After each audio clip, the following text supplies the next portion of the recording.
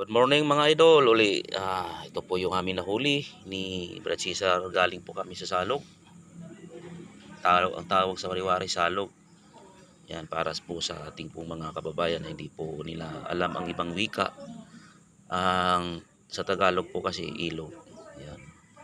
Ang ilog, ano bang sa ibang wika sa mga Bisaya?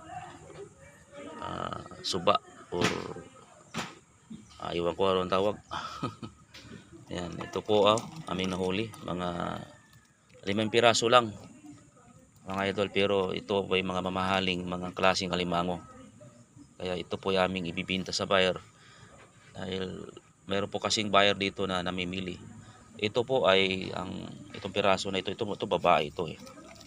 Yan, ito babae.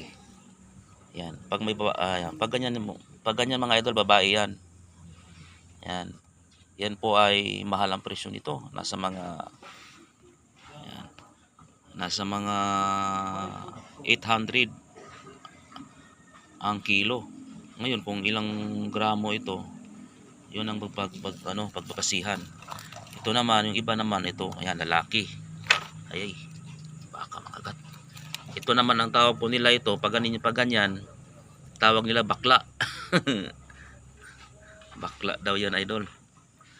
Yan, para may alam kayo sa idea sa alimango. Sige, ibibiyahin na namin ito. Ibibiyahin na. Bye-bye.